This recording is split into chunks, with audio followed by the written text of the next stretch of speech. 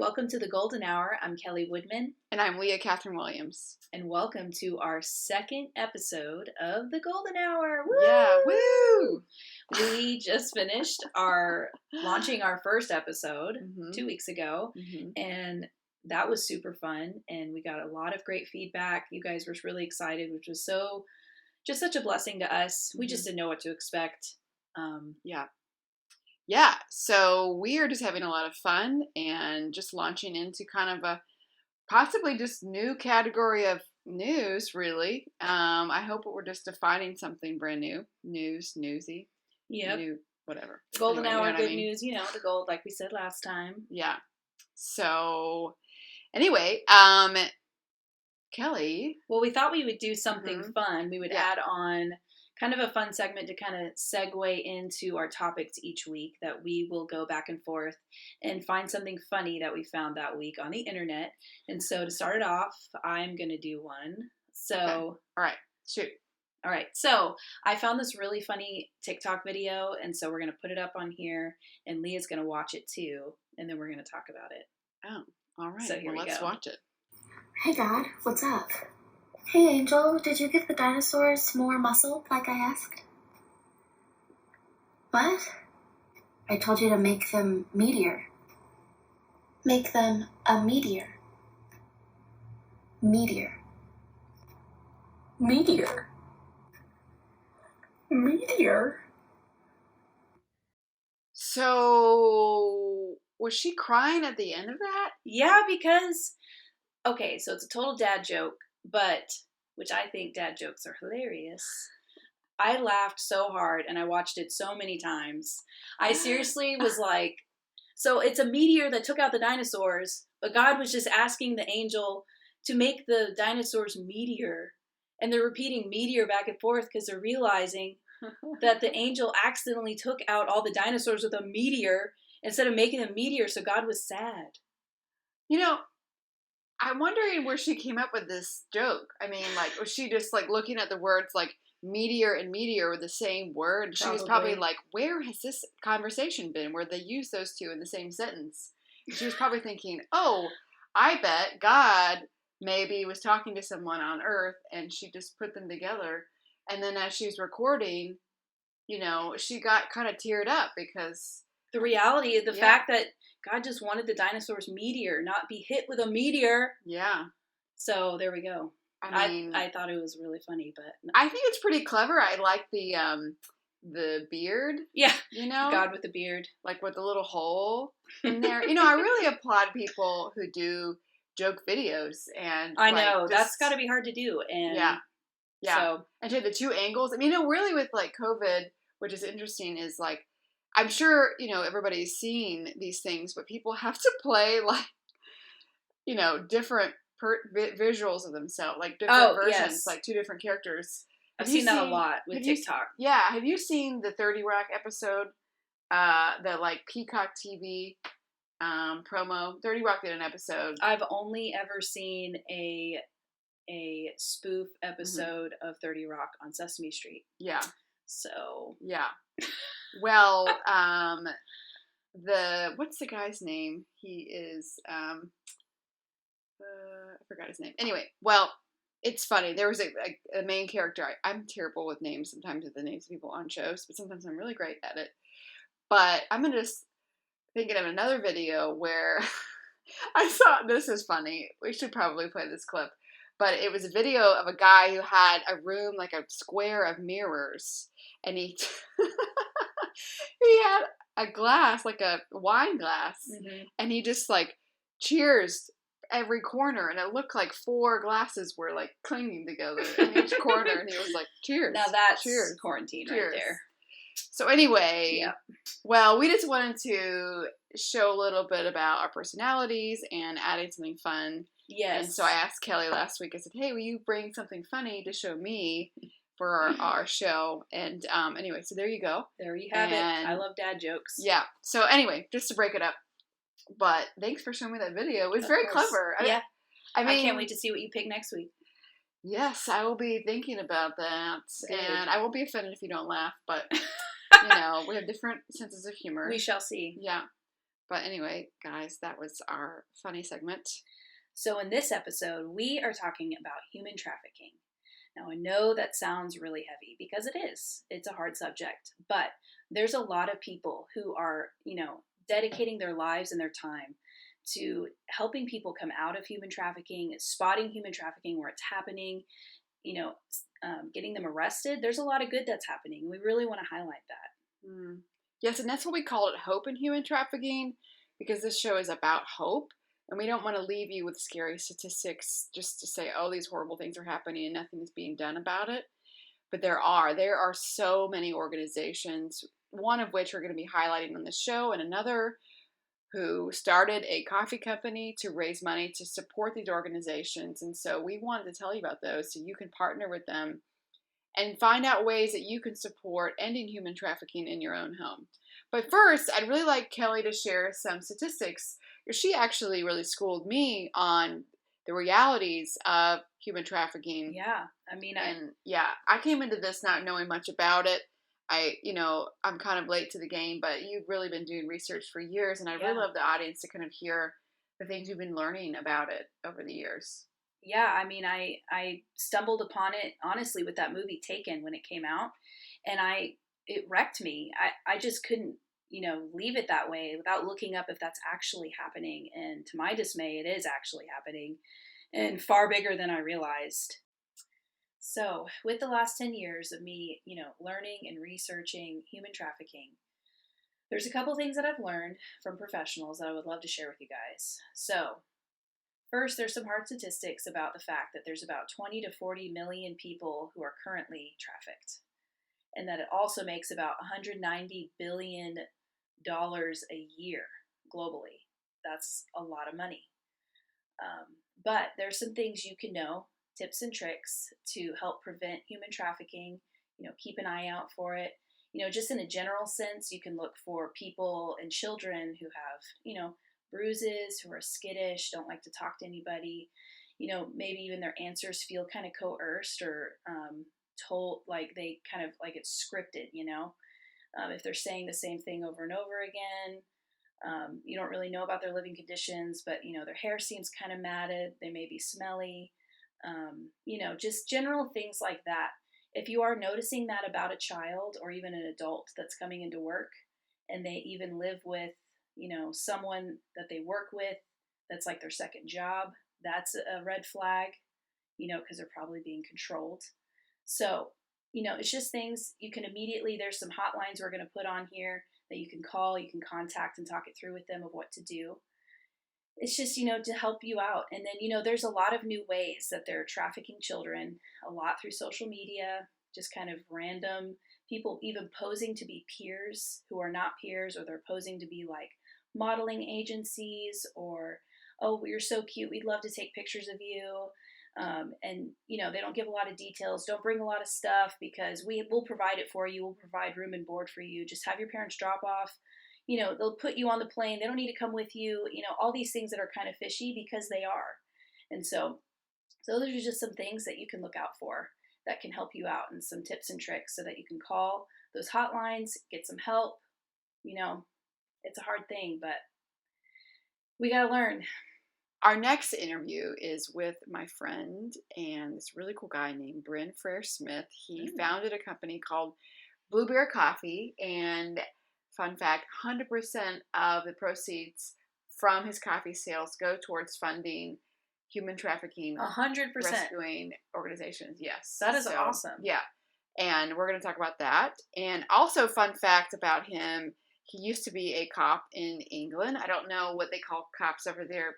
I don't either. I just imagine the big policeman hat and the red telephone booth. Yeah. So, but in London. So he awesome. has a pretty cool history. And with that led him to working with the International Justice Mission, which is an NGO that rescues children from trafficking and other adults as well. And while he was there rescuing a little girl, and I don't want to spoil the interview, but the name of the company came from that. So it's a really cool interview, and we're going to share it with you right now. Hey everybody, we are here with Bryn Frere-Smith, founder of Blueberry Coffee. which main goal is to fund the eradication of human trafficking. He's also the host of the Justice and Coffee podcast and the head of security of the Justice and Care NGO in London. Welcome to the show, Bryn. Thank you very much. So good to be here virtually. Yes, thank you. Well, let's just start off. I'd love to kind of hear more about your coffee company. My coffee company, well, I like to describe it as an anti-trafficking agency that sells coffee. So for me, it's important we get that the right way around. We were founded purely with the principle of developing a sustainable way of fighting this issue of human trafficking through a business. And we chose to do it through coffee. I love coffee. I've always been a coffee fan. Coffee for me is a romantic and nuanced and diverse product to engage with. And we get a chance as well to have an involvement with amazing countries all over the world that are producing it. And we can eradicate slavery by paying them the right money and having some transparency in our supply chains. But also, I mean, actually, the more people I speak to, I found out who don't drink coffee. It's amazing. But typically, it's a very universal and ubiquitous product. There are students that drink coffee. There are CEOs that drink coffee. So it's a way of engaging people with this message, what we're trying to do. So I didn't want to start a charity because I don't feel I'm in any way capable of doing something so complex and impressive. But for whatever reason, I thought I might just be able to start a business to affect this issue. So we started a coffee company. Wow. So how old are you guys? I think I saw you just celebrated your 2-year anniversary. Yes, well observed. Yes, actually, it's on the 27th of September will be our 2-year anniversary, and we're holding a fundraiser this month until Anti-Slavery Day on the 16th of October. We're asking people to go and sell products online, sell items online they don't need anymore, clothing, or I don't know, I'm putting an old drum kit on the internet and to try and raise some money. So being a new company, we're not really made any money and we exist to support these causes, but I don't want to leave it at that. So we're going to try and do fundraisers each year. We'll probably continue to do them even when we are in profit. So this year we're going to try and raise money through selling things online that we don't need anymore in a very sort of COVID generation theme. Awesome. Well, I'd love to hear how you came about to start this, just the story that inspired you to do this. Oh gosh, yeah, absolutely. So I'll try and avoid wherever possible waffling on and including far too much of my life that is necessary, but I would probably start a few years ago in the Dominican Republic. So I'm an ex-police officer. I was a police officer in the UK for 5 years, and I left not for any particularly scandalous reasons, you'll be pleased to hear. And I ended up in the private security world. So I worked as a bodyguard in something called close protection for a variety of high-profile individuals for about 5 years. I just got to a point where I thought, this is interesting and exciting, but I'm not sure it's really achieving sort of the purpose, what I feel my life is attached to about this issue of justice and of protecting people, but more inclined to protect people that have no one else to protect them. And I thought, wow, what can I do about this? So I left my job and I volunteered for an organization called International Justice Mission, who, if you hadn't already heard of them, are an amazing NGO, probably the largest anti-slavery agency in the world, headquartered in Washington, DC. And I was applying to help them out as a fellow, and I was going to be sent to either India or the Dominican Republic. And I happened to have left my Spanish GCSE. I don't know what the equivalent of that qualification is in the US. It's not particularly impressive, but I left it on my CV, and that was what swung it from Bangalore to the Caribbean. So I was very grateful for that. And so I spent a year in the Caribbean, and it was beautiful, but it was also very, very complex. It's a very poor country, the Dominican Republic. I think most of us probably think of it as being a holiday resort because it has these incredible 5-star hotels with amazing white sandy beaches and blue seas, but it also has a huge percentage of human trafficking. And the project that I was attached to was a project that was investigating the commercial sexual exploitation of children. So what that means in effect is there is a very high percentage of sex workers in the Dominican Republic. Prostitution is legal. In fact, it's a really thriving industry. It's not just for tourists either. And IJM, when they launched their project there, they carried out a baseline study, and they believed that around 10% of the sex workers were under 18. They're in fact minors. And our project was to identify minors in the sex industry that had been trafficked, who were being forced, deceived, or coerced into that position. And I don't believe any child that is for sale has done so willingly. So that's what we were looking for. And my role, obviously, being white, ginger, and English, wasn't going to be a surveillance officer like what I did in the police. My role was to be an undercover investigator performing the role of a European tourist looking for girls in an attempt to identify children in the sex industry, so we could sort of spring an investigation around what we'd found. And it was definitely the hardest 12 months of my life. As you can probably imagine, we went to some really dark places and met a lot of people in need, and their situations were grave and heartbreaking. But there was one in particular that stuck with me, and it was around Christmas time. And we got called up from a police officer on the north of the island that said, hey, we've got a case here that there's a child, she's come forward, she's spoken to a school teacher for the first time, and she's explained that at home she's being abused, and she's got a long history of abuse.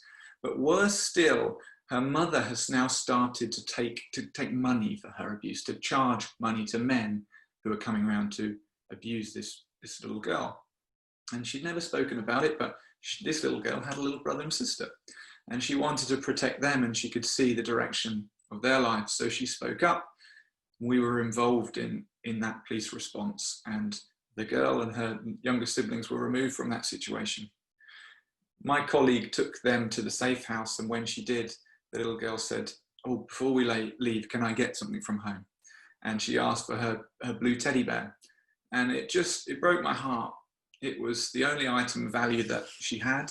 It wasn't an iPad or a MacBook or a piece of jewelry. It was a ragdoll teddy bear. And it certainly didn't resemble the sort of teddies we think of when you think of teddies. It was barely held together. And it probably came from an abuser.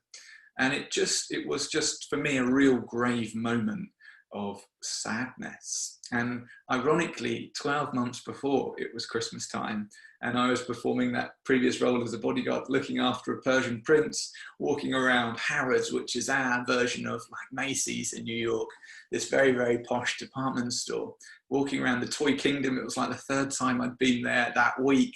And the child had now learned that he didn't actually need to waste any time selecting toys from the shelves. He could just push them off because they'd be swept up, put in a basket, and sent to the hotel. Fast forward 12 months, I'm with this child, and that's the only thing she's got of any value in the world. And I need to respond to this. So my initial response was to raise some money. And it was Christmas. I went back, spoke to some friends and family, couldn't make a big deal out of it, couldn't go online because of the nature of my job. But between us, we raised a couple of £1,000. And I got to go back. And the next 6 months that I was on this project, I got to work with the aftercare department of this project, which I loved, because as an investigator, you don't get to be the compassionate one that throws your arms around someone and says, actually, you're loved and you matter. You want to, but that's not your job. That's somebody else's job. So I got to do it by proxy, by supporting the aftercare team and their needs. So they would say, well, we've got these kids who are in real need of medication. We need to try and help them. Well, we can do that. We've got these children that they're in our aftercare support and they want to go back to school, but they've got no educational materials or clothing. Well, we can fix that. And it was in effect a slush fund. It's not a sustainable way of doing charity. But for me, it was the best part of my experience was meeting immediate need. And it started by buying a load of teddy bears, some nice, white, clean teddy bears that are still being handed out now in the Dominican Republic. And at the end of the year, I was sort of faced with some thoughts. Do I go back to the world of close protection? Do I stay on in this capacity in some way? But what I really wanted to do was keep this giving going. And I thought, what if I can create something that can outgive what I personally could give? And it didn't mean me just asking people for money. What if we could create a business that could sustainably produce financial support for the likes of this organization and many of the other brilliant organizations doing the hard work around the world? So that was the birth idea concept of Blue Bear Coffee. after the Blue Bear experience I had with this child that Christmas. And so that's where it came from, and that's what we exist to do. Well, before we go, I would really love to hear if there's anything you'd like to share with our audience, something that may be on your heart about this, or, you know, any extra things people can do to help stop human trafficking. Oh gosh, yes, that's a real question. I mean, I always want to encourage people to not stop and when they learn about an issue, and it might be through something they see on the internet, or they've just watched Taken for the first time, or something that brings this subject of modern day slavery and human trafficking to mind. I think typically we all know it's awful, but I would always try and encourage people not to stop there, to have a very, very general knowledge about something and know it's bad and move on. And I think we've all got to challenge ourselves to move from being a viewer to a doer, if you excuse the cheesiness of that phrase. But I really think we are all called into action, and that action doesn't have to be, as an ex-investigator, for a very rare occasion, I can actually do something with my own professional experience. In most cases, that doesn't happen. You know, we don't have to be investigators or doctors or counsellors, but wherever we live and wherever we work, there's probably a means of us bringing some support to these issues. So I really believe in finding existing charities. We don't all have to create something. We can find amazing delivery partners that are doing a good job, find out what they need. Is it financial resources? Well, of course, it is always that. But what if you could go and volunteer and support them? What if you could support them in some way? If you could bring some sense of encouragement to these organizations, which will all, I would very, very confidently imagine, be very grateful for your support. So that's what I would love to encourage anybody that has just a sense that they want to engage with this issue, to leave some sort of legacy in their life about battling the injustice of human trafficking and modern slavery. Find a partner, find a delivery partner, find an NGO in your area, or someone that steps out. You see it on social media. Get in contact with them. How can I help? It might be sharing the issue on your social media. It might be doing a fundraiser yourself. But most organizations would be extremely grateful for your support. So that's what I would love to leave as a message. I love it. Well, thank you so much for being on our show, Bryn, and everybody go out and get his coffee. And if you are a coffee producer and you want to partner with him in the US or other countries, then reach out. That would be great. Hey, it's been an absolute pleasure, Leah. Thank you. Thank you so much. Wow, that was like really inspiring. I don't know if you guys have heard of Tim Ballard before, but he's like the American version of what Bryn is doing, and it's called Operation Underground Railroad, where he was a cop or something like that, and he's boots on the ground, does missions, and rescues people. And that's exactly what Bryn is doing. Mm-hmm. That is just really cool. Mm-hmm. I just loved his heart for that, the way that he knew it was going on, didn't feel like he was doing enough, so he quit his job and started volunteering. That's just so inspirational. Totally. I know. I'm a big fan of the International Justice Mission as well. But there's just so many organizations, like I mentioned earlier, that are just doing really good work. And Blue Bear Coffee is one of those. And what was it, the day he said they're doing a fundraiser? Yes. What was the date? I think it was October 16th. Yeah. So even right now, you can go on their website. Mm-hmm. You can buy the things they said that they'd be selling all the way through October 16th. Yep. And they distribute to the United States. So if you wanted to order their coffee, you could have it shipped. And he's actually looking for U.S. distributors. So if you are in the coffee business and you're looking to work with someone like that, he said he's open. And that would be awesome. On that note, just to kind of plug in, there's a new company called Trade, and they actually are a good source to buy fair trade coffee. And maybe we'll talk about that in another episode. Yeah, but that would be cool. Do you know, as the fair trade coffee, I feel like I might butcher this fact, but fair trade coffee is just about, treating their workers fairly and, making sure they're paid a good wage. And fair trade is just another way to support ending human trafficking in so many industries, in fashion, in food, and many things. True. And we have some really cool interviews coming up in the future interviewing people who are working in the fair trade industry and many of those things. And Yeah, so it's that's a just need. another way to support organizations and using your money to support things that are for people getting a good wage and not being abused. Yeah. Yeah. But into that, we are going to talk about or introduce Mimi's interview, the one we mentioned earlier. She is the founder of Love's Arm, which is an organization here in Chattanooga where we're shooting from. And the fun fact about that is that they are part of the National Human Trafficking Hotline. And so they're one of many organizations in the United States that provide a hotline for people who are in a trafficking situation and they want to get out of it. Yep. They have a number to call. Yeah, there's people waiting to help you out if you are in one of those situations. So that's encouraging to hear. I mean, you probably feel so alone or know of someone that's in that, you can call. So, yeah. But here is Mimi's interview. Hope that you learned something. We totally did.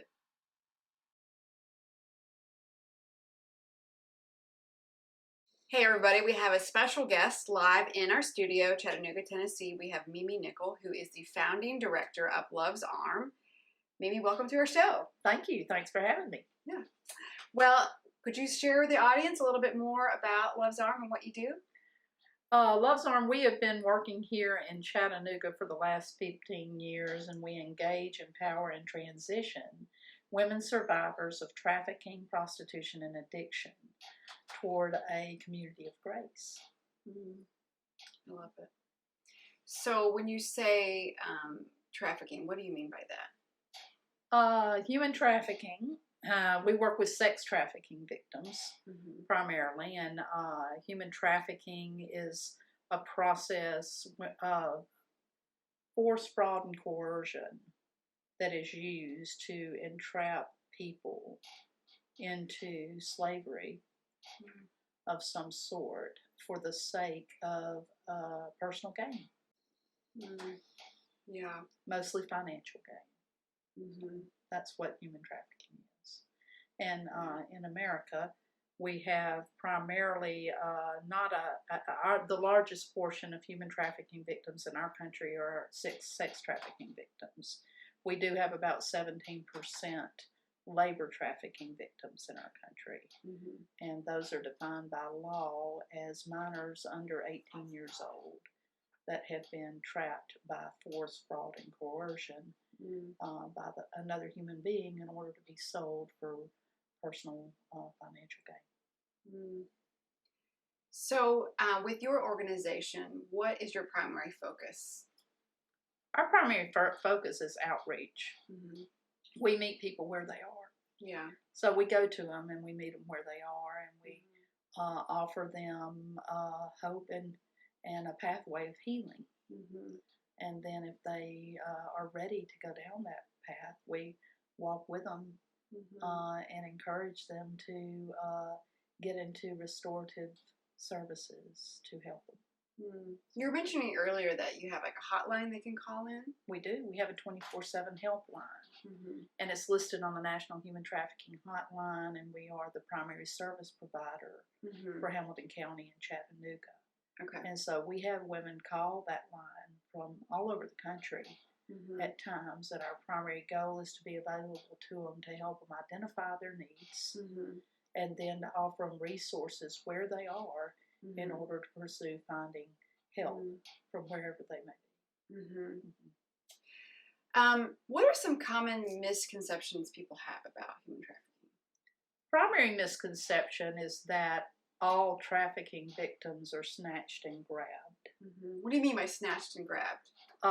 Snatched out of their mother's arms in Walmart by a predator, coerced in a parking lot by something that's left in the door, and someone's actually snatch and grab. It's like that there are predators sitting and waiting and stalking and waiting to have the opportunity to actually snatch a person and grab them and bring them into trafficking. There is a small percentage of that. It's 10 to 12% of all trafficking victims. Yeah. So it's not to say that does not happen. It does. Yeah.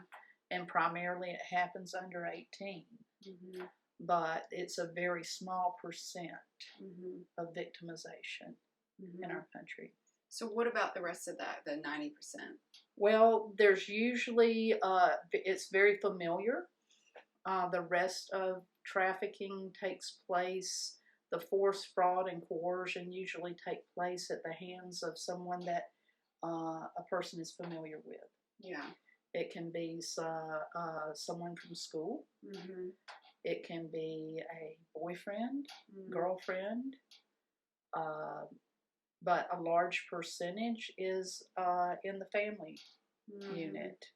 And so you have a large instance of incest behavior that takes place in the home, and through that particular sexual trauma that takes place in the child's life, the segue into trafficking behavior, either by their own perpetrators, or it kind of puts a target on their back, and a high level of adverse childhood experiences and trauma many times lead people into risky behavior. Yeah. Such as drug and alcohol addiction and other risky behaviors, and they can very easily fall prey into trafficking behavior. So it's about power and greed. Yeah. And in every single level of our culture. And it's been going on for so long, and we justify it for so long. With the boys will be boys. And men can't control, they've got a higher sex drive than women. Y'all know that's not true biologically. Yeah. As far as human beings go, that is not true. Men do not have a higher sex drive than women. Wow. So, well, I believe that. It's true. I mean, that's a whole other topic. It is, but it's tied into it. It is tied into because, it. you know, and so we're very grateful for the Me Too movement. Yeah. That allowed women the freedom to use their voice. Yeah. And not only women, but victims. Men are victims of this as well. And so this is truly something that is not only impacted, but steered the direction of our culture for decades. And we're just now getting to the point of openly talking about it. Wow. Over the last 5 or 6 years. You know, we've been doing this work for 15 years in Chattanooga. Wow. And for the first 5 to 7, 8 years of it, nobody really was engaged in it. Yeah. And then all of a sudden it's everybody's talking about it. And I'm glad everybody's talking about it. We can't talk about it enough.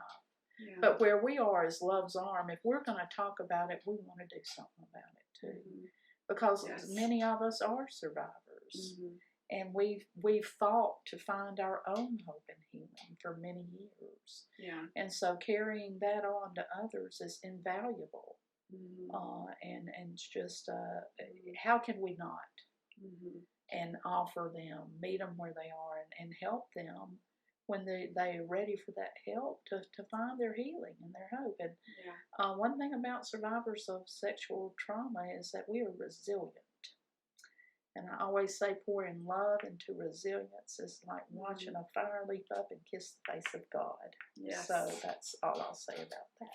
I love it. Wow, that's a powerful way to close us out. But I wanted to end with, if you could give our viewers some advice, if they hear of someone that's maybe a victim, or they suspect maybe their neighbor, or because as you mentioned, like it's not always a snatch and grab.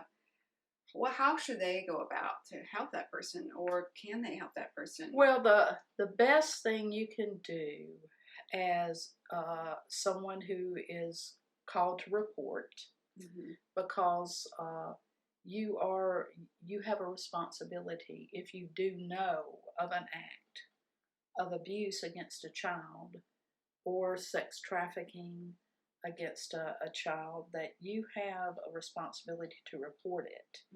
In the state of Tennessee, it's a crime, a felony if you don't. Wow. And it comes out in court that you knew it.